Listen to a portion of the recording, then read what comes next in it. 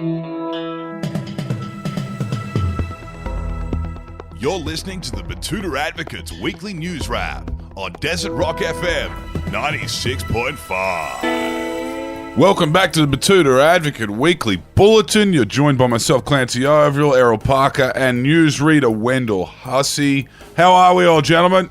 Not bad, mate. A bit happier than last week. You know, I took myself bowling the AMC on Valentine's Day, you know, because I've given up on that type of thing. So yeah, just had a real quiet one. Well, it's always good to see men going their own way. What about you, Wendell? Yeah, good, Clancy. Had an interesting kind of a week. Obviously, there's all this stuff with Facebook. Also went down earlier in the week to one of the meetings there with Errol. Interesting stuff going on there. I don't think it is for me. I don't think I'll go my own way. I'll keep going the society's way. Mm-hmm. But, yeah, definitely interesting to see what they're doing down there. How are you, Clancy? Yeah, good, mate. Valentine's Day was a hit. I really delivered there with some native flowers. You know, big improvements from the ironing board of 2020. Good on you, Clancy. Great to hear. Shall we get into the news? Yep. Righto, we'll start off with the biggest story of the week, and that broke the day Facebook banned news.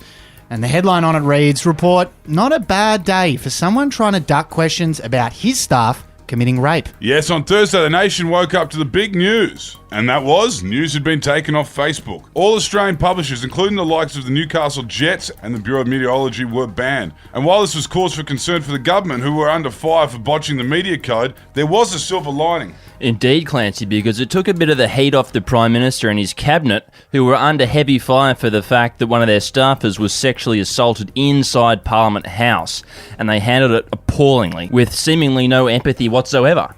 So in a roundabout way, it turned out to be a much better day than the Prime Minister had planned. Yeah, I mean, there was no talk of those kids on Christmas Island. There was no talk of the corruption with the grants being handed out by Peter Dutton. In fact, no one was really looking into this inquiry into media diversity either.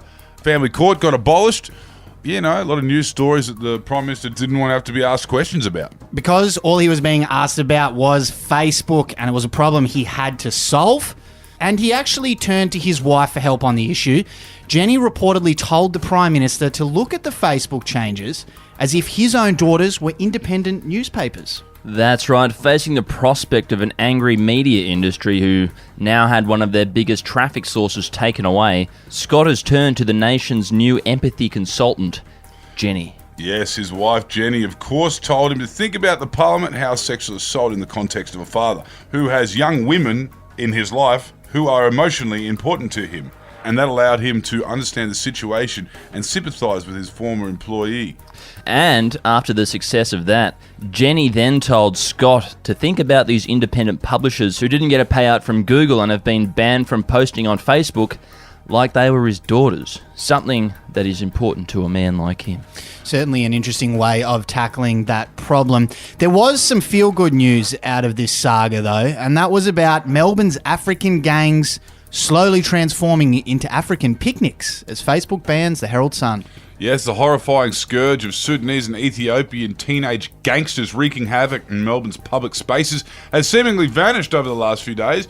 As the News Corp publications continue to remain off limits to Australian social media users, African gangs are slowly transforming into the cheerful black kids they were before Andrew Bolt started writing about them. And they're making the most of Melbourne's parks and shitty beaches. Truly remarkable. Like nature returning to its natural state. Yeah, just a few less landmines there, Wendell. And a few more needles. And in some local news from here in Batuta, and a small child has gotten their first glimpse of man's inhumanity to man with a brutal double bounce on the trampoline. Yes, a 6-year-old Batuta Heights boy last week incurred his first taste of real life after having a trampoline session with his older, slightly rougher neighbours. Poor little Tim thought a game of crack the egg, I think that's what it's called these days, sounded like a great idea, so he desperately tried to get in on that, as younger kids like to do, and unfortunately it ended up with him rolling around in the fetal position, meeting a double bounce head-on. Welcome to first grade, son. Plenty more to come of that, Tim. And in some other news from around our town, the dishwasher's broken, says woman staring at plates with 3 kilos of risotto still glued to them. Similar situation to the one at your house the other night, Errol, when you chuck the plates in the dishwasher with half that Woolworths lasagna still on them. It's the same thing with risotto. And this local woman, Shiana, has lashed out at her dishwasher this week after it spat her crockery and cutlery back out, looking worse than they looked when they went in. Like you, Errol, she said she doesn't rinse her dishes because she doesn't see the point in washing them twice, because she is a flippant slob. Rinsing dishes is a waste of time, mate. A good dishwasher should just clean the plates. But, you know, after Caitlin left, I've just been doing things on my own at home. I've just been using plastic plates and plastic cutlery, and then at the end, I just put them in the bin. When I was single, I'd just throw them on the lawn and fire up the gurney. I think that'd use a bit too much water. Some interesting little life hacks there for anyone listening who is a single man or living alone. But I think that's the end of our weekly news bulletin for this week. Thanks for your company. As always, have a great weekend, and we'll talk to you next time. See you. Bye-bye. Hooroo! Wagwan, bitch.